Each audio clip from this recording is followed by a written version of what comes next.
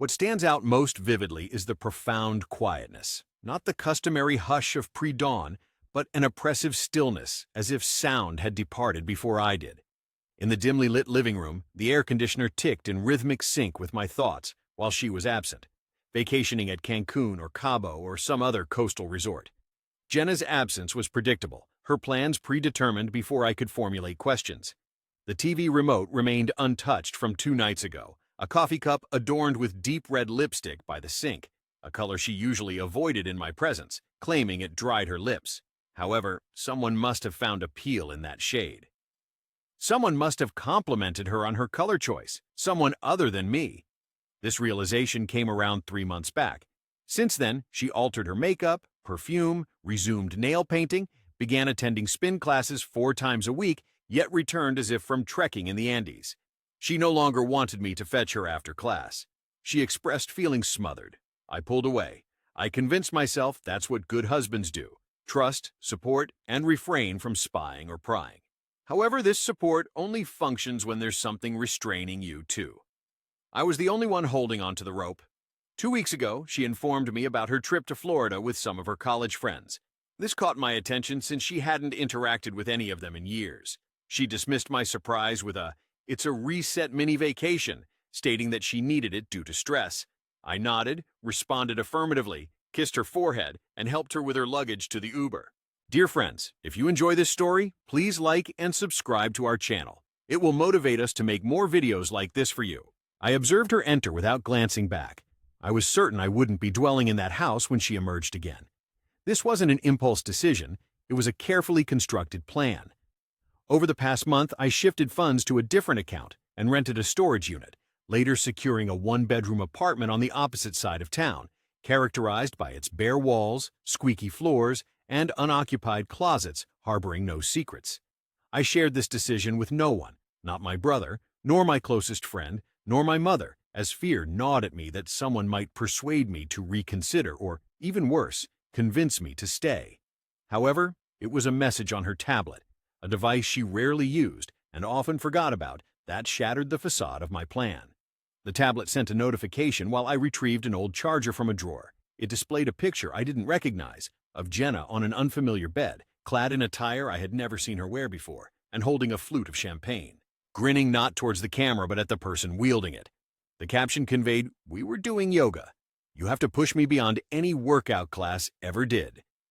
My vision constricted, my chest contracted, yet I remained silent. I didn't strike a wall. I merely stared at that picture, etching it in my mind. It was the sincerity in her expression that caused the most pain. It was the smile I hadn't seen in years. She wasn't pretending. She was genuine. She no longer smiled like that at me.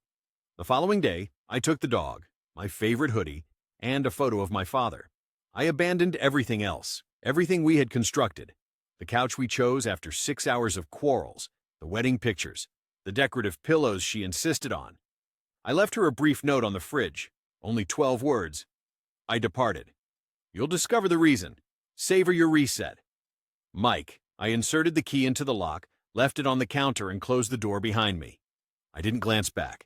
I had no desire to witness my departure. I merely aimed to create room for the upcoming events. The inaugural night in the fresh apartment was void, not tranquil void. There is a distinction. Tranquility signifies serenity. Voidness conveys an emptiness born from the internal noise having no outlet, thus reverberating. The mattress remained wrapped in plastic. I rested on a folded blanket with my coat serving as a pillow. Max, the dog, positioned himself beside me, seemingly aware of a fracture yet unsure of remedy. I was envious of him for that. Dogs don't require closure. They only need companionship. I struggled to eat. Couldn't. I attempted to watch TV, but each program served as a reminder. Every on-screen couple, every chuckle track, every "I love you" seemed like derision. Thus, I remained there, in quietude, aimlessly scrolling through the backup files I had extracted from her devices. Not to torment myself, at least that's what I rationalized, but to comprehend. What I discovered did not bring clarity. It cast a deeper shadow.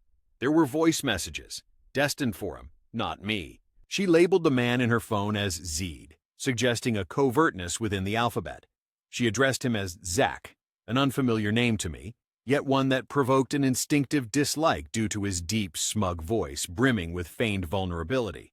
I overheard her sharing intimate details with him, reminiscent of conversations from long ago. "I miss your touch. He's so predictable. It's laughable. I feel alive around you," were amongst the sentences spoken, interspersed with genuine laughter, a sound I thought she had abandoned years earlier. A short blurry video followed, devoid of explicit content but enough to make my gut knot up. The image was of her sitting on a balcony, holding a drink, jokingly informing the camera, "Mike still believes I'm doing yoga every morning. If only he knew what kind of exercises I'm truly engaging in." She winked before raising her glass to the lens. "To lies that make life intriguing," she said. I closed my laptop, contemplating violence instead. Instead, I opened the window and let the cold breeze sting my face, remaining there for a prolonged period of time, void of music or phone. Only the quiet of the night and the soft glow of a streetlight filled the space. But this wasn't merely infidelity. It was ridicule. It was deceit so intricately crafted that I questioned my reality. Was any of it genuine? The late-night conversations, her sorrow when my father died, or the tender gestures as we shared dreams. Were those dreams truly hers? I had no answers, only proof, evidence that mounted. On the second day, I contacted my lawyer, a friend of my uncle's. Divorce wasn't a question anymore. It was inevitable. I instructed him to begin the paperwork. I would handle the rest when she returned.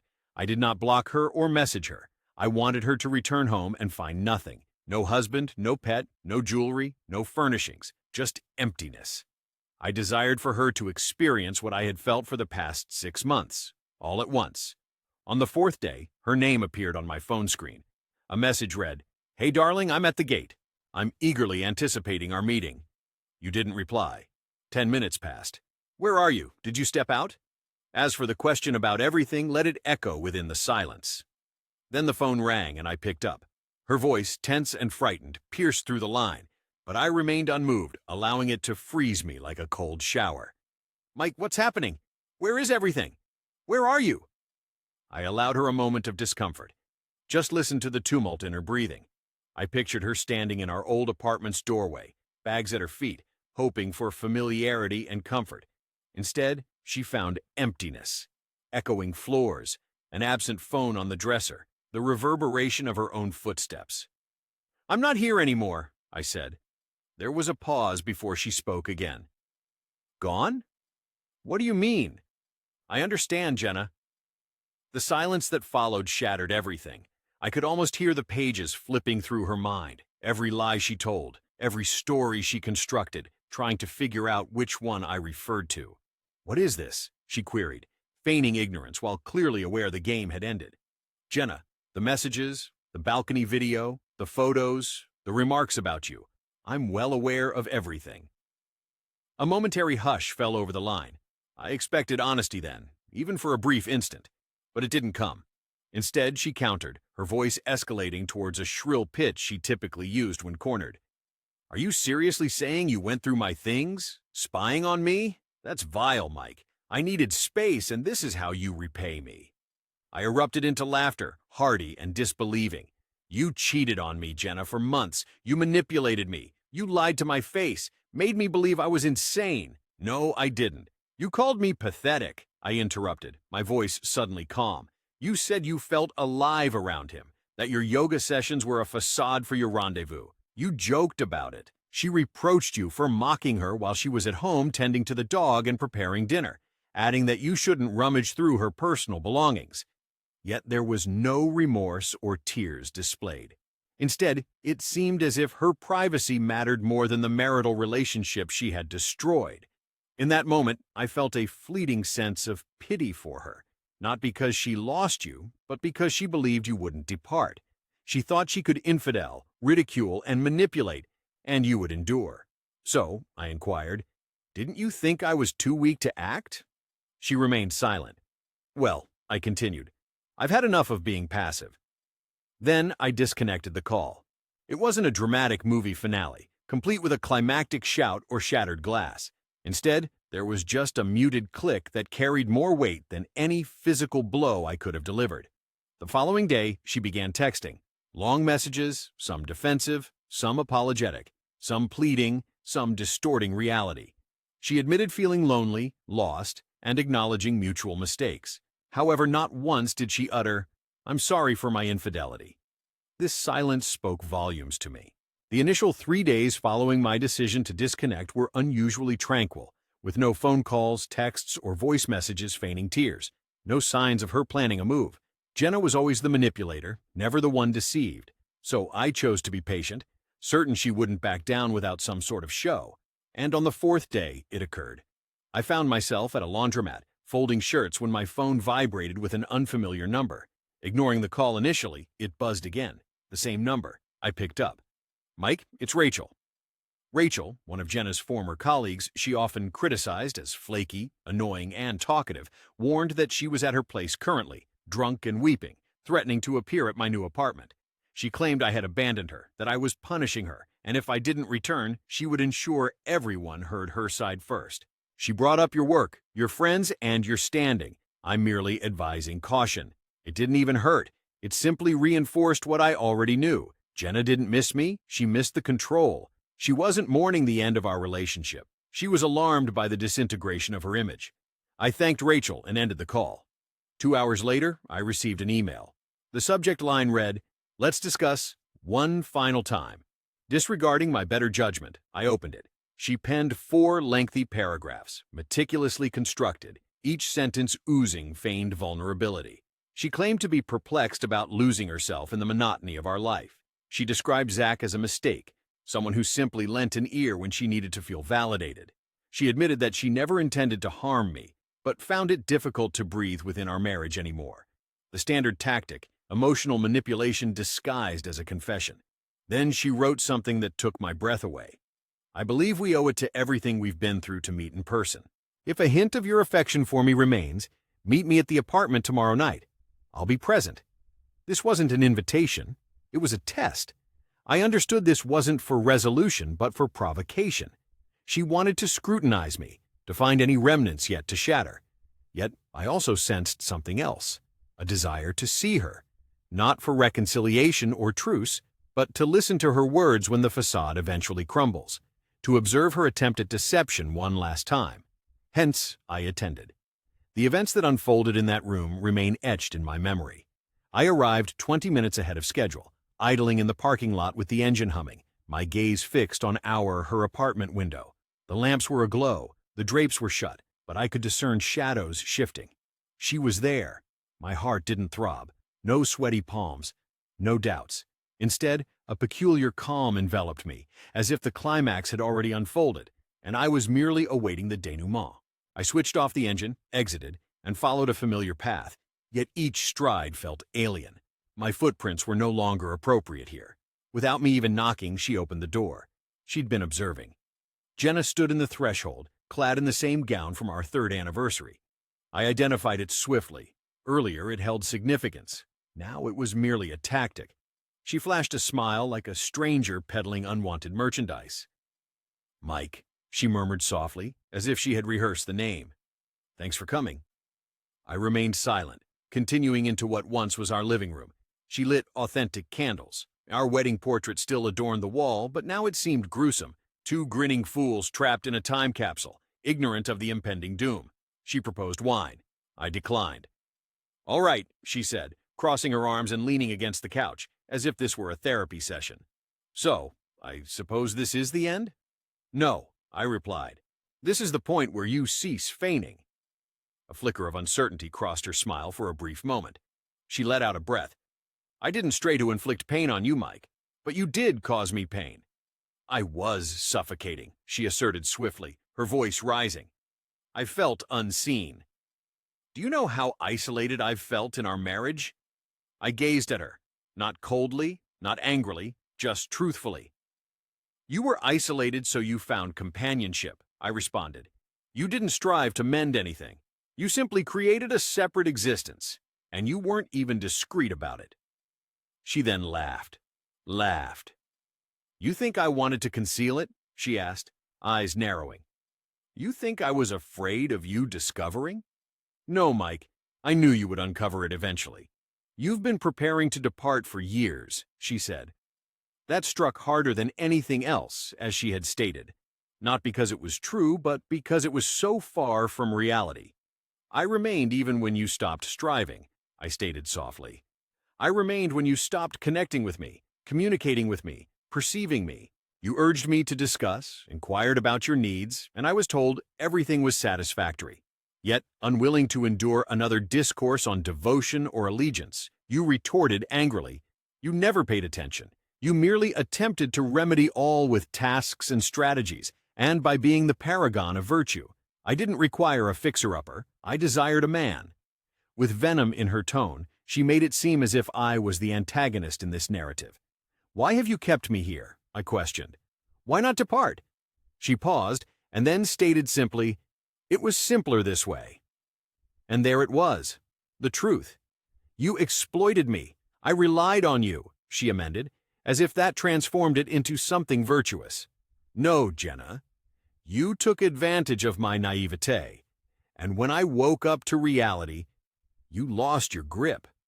That's what this is about.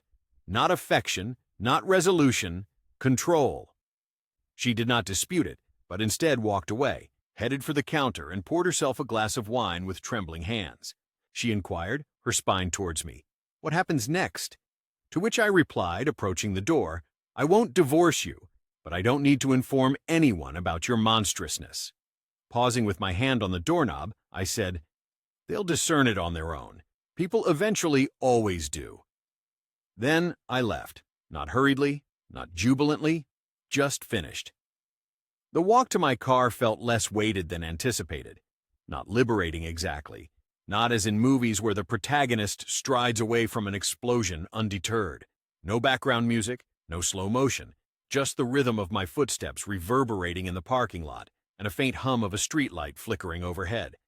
I drove home in quietude, without any tunes, without thoughts nudging me back. My phone vibrated once, presumably her, but I chose not to look.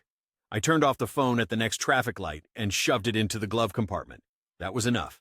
The apartment still bore the aroma of fresh paint and new carpet. I discarded my coat on the floor and stretched out on the bed. Max positioned himself beside me, laying his head against my chest as I gazed blankly at the ceiling. There were no tears, no relief, only fatigue, as if my body understood that there was nothing left to battle for. The ensuing week unfolded in odd surges. People began noticing, friends, colleagues. My brother reached out after deciphering Jenna's cryptic Instagram post, a black screen displaying the words, "Pain is intensified when betrayal originates from the one vowed to shield you." I chose silence, letting her play out her act. She texted repeatedly, long messages, short ones. One read, "I erred," but we constructed so many memories rather than mistakes. Another echoed, "Don't discard everything we built based on a single reckless action." She continued to avoid labeling it for what it truly was, a single mistake, as if she had stumbled and fallen into another's arms for half a year. My lawyer forwarded divorce documents for my perusal. I meticulously read each line multiple times. I anticipated a greater sting, but it didn't materialize. The situation felt like performing upkeep, similar to closing a faulty water valve. Yet not everything became indifferent. Certain mornings, I'd wake up believing she was by my side. My hand would instinctively stretch towards her before memory returned.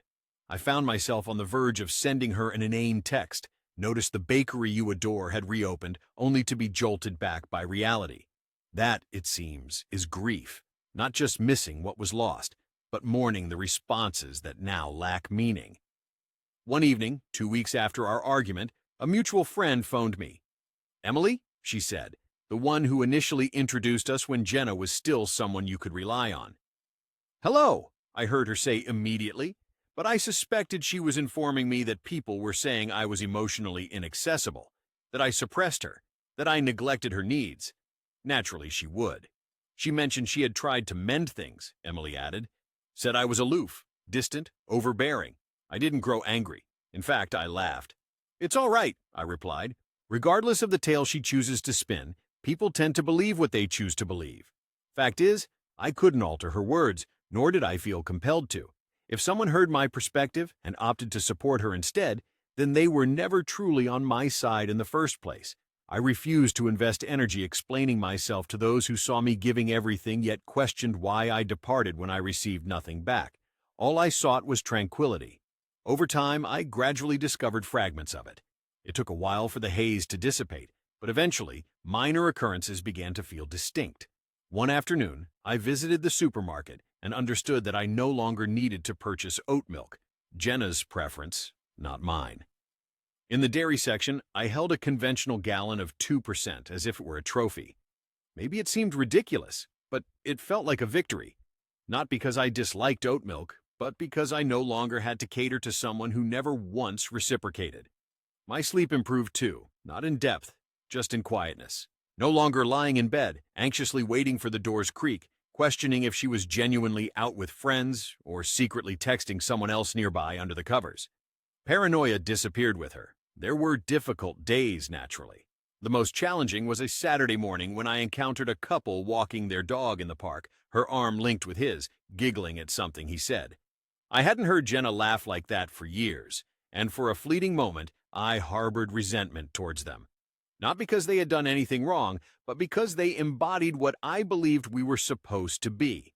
For the first time, I recognized that I wasn't grieving her anymore. I was grieving the relationship I had imagined, the one I had tirelessly defended as she dismantled it stealthily behind my back.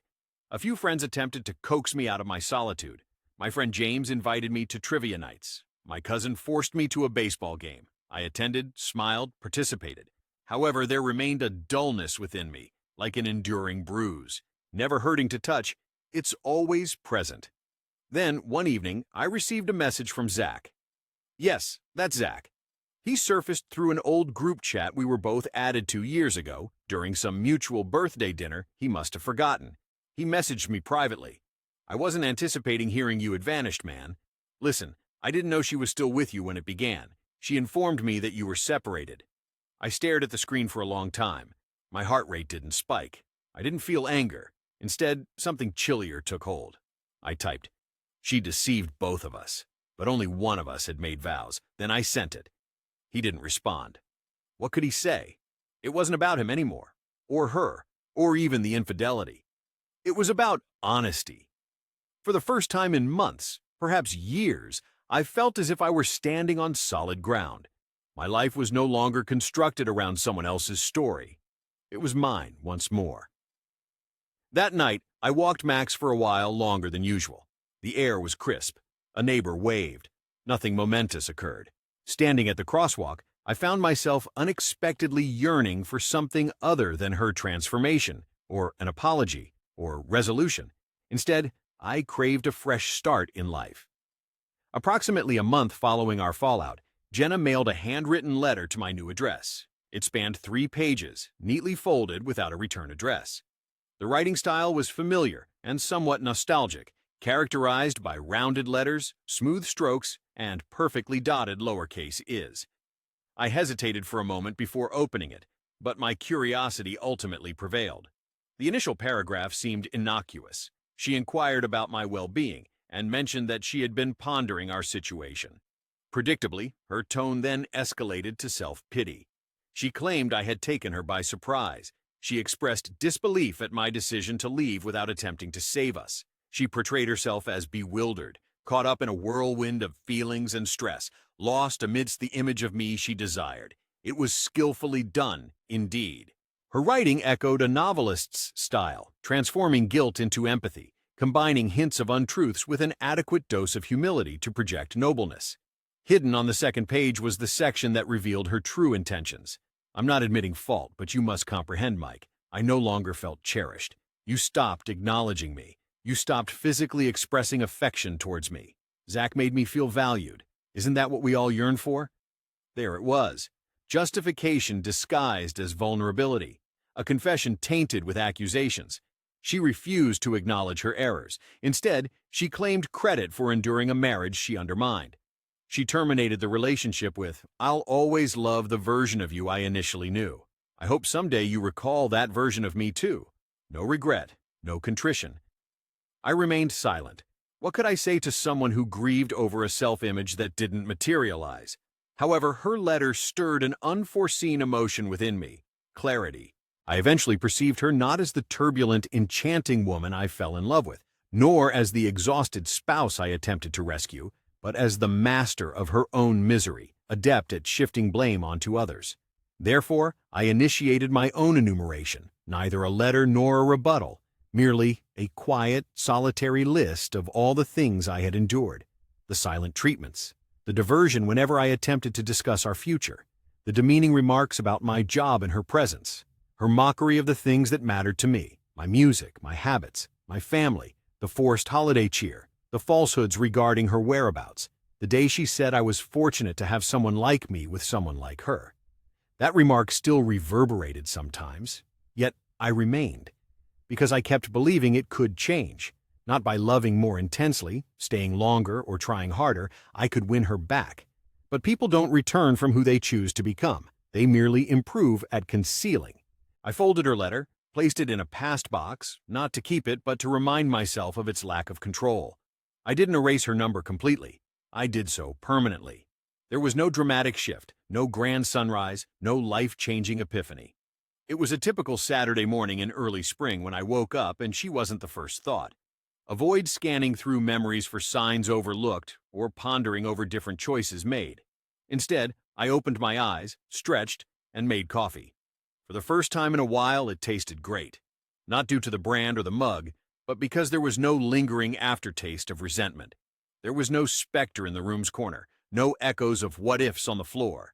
I started doing things I hadn't done in years: morning runs, guitar playing again, calling mom without guilt-tripping over phone time. I reorganized my living room, my personal space, nurturing plants, reading books Jenna might have found unimpressive, painted the wall a shade she previously deemed tacky, found joy in it. People subtly recognized a transformation within me, not an alteration per se, but a resurgence. "You appear more buoyant," James noted during our late-night poker games. "Almost radiant?" I was at a loss for words then, but I comprehend now. It wasn't that losing her made me superior. It was that I ceased pretending to be someone I wasn't simply to keep someone who didn't truly see me from the start. That's what sets people like her apart. They're so engrossed in pursuing the next excitement or validation that they overlook love isn't a performance. It's a sanctuary, a tranquil, persistent flame. However, she desired fireworks, sparks, acclamation. I was never the admiration she sought. After some therapy sessions, nothing profound, I began to recognize patterns. Why I remained, why I accepted so much, why I equated loyalty with enduring disrespect. I informed my counselor she hadn't physically harmed me or yelled at me, so I believed it wasn't abuse. He acknowledged and explained that abuse isn't only loud. This resonated with me because Jenna had eroded my confidence through subtle means like whispers and sarcasm rather than a single overt act of violence. She wore me down gradually. I allowed it because I thought love required endurance. However, love is about making choices, not just enduring. It's constant and never one-sided. One day, I received an email from Zach once more. This time, the message was lengthier. He disclosed that he had ended their relationship, stating it had become complicated. He mentioned Jenna was unlike what he expected, and she began blaming him for the circumstances. "I thought you should be aware," he wrote. "You were correct to depart. I didn't comprehend it earlier. I do now. I didn't reply. But I reread that email thrice. Not for validation, but to remind myself I wasn't delusional, overly emotional, or the antagonist in her narrative. I was the one who eventually escaped." Closure didn't arrive suddenly. It was more of a quiet acknowledgement. The divorce papers weren't delivered in a letter, dramatic speech, or heartfelt apology. It crept up on me in subtle moments, like folding laundry amidst raindrop taps against the window, preparing meals for one without concern for presentation. Waking up unburdened by someone else's silence on a Sunday morning was one of those moments. 2 months later, I signed the finalized divorce papers at my lawyer's office, skimming through each page leisurely. Anna argued over minor details, mainly out of spite, not principle, and attempted to claim the couch and decorative pillows. I let her keep them. Every piece resonated with a hollow sense of false comfort. As I pushed the last paper across the table, my lawyer inquired, "Are you all right?" I nodded, marking the first time I truly meant it. Leaving that office, I wasn't victorious but cleansed, as if I'd walked through a fire and emerged on the other side, scarred, Battered, certainly, but still alive. Freed. I discarded everything of hers. Not the wedding ring, not the cards, not the anniversary gifts. I donated what I could and threw away what I couldn't. I didn't keep photos, not due to resentment, but because they seemed like pieces of a dream I had no intention of revisiting again. Memories tainted by hindsight, smiles masking cracks. One day I stumbled upon our old building, not on purpose. Just one of those unexpected turns life gives you when you least anticipate it. I slowed the car, looked up at that balcony, the same one she'd filmed herself on with him. It no longer caused pain. It didn't burn. It merely seemed small. And in that moment, I recognized something significant. She hadn't stolen anything from me that I couldn't rebuild. The man I was with her, he was constructed around holding on to someone who didn't want to stay. But the man I became afterward, he was genuine, reinforced, wise. I began journaling, not about her, but about myself, my life, my ambitions, my principles. At last, I have penned the truth. The things I suppressed when I was engrossed in maintaining harmony. I was a devoted husband. I remained faithful. I demanded honesty, and I acknowledged my imperfections. But I always showed up, every single day, and that surpasses what she ever did. If you find yourself questioning whether to stay or depart, if you're losing sleep over someone who devalues your affection as a tradable commodity for something more alluring, let me clarify. You are not insane. You are not excessively sensitive. You are not weak for craving more. Instead, you are awakening. Soon enough, you will breathe more freely. You will laugh heartily once more. You will enter a space that is entirely yours and recognize that you did not lose something. Instead, you escaped something. She never envisioned my departure, but I did, and I'll never return.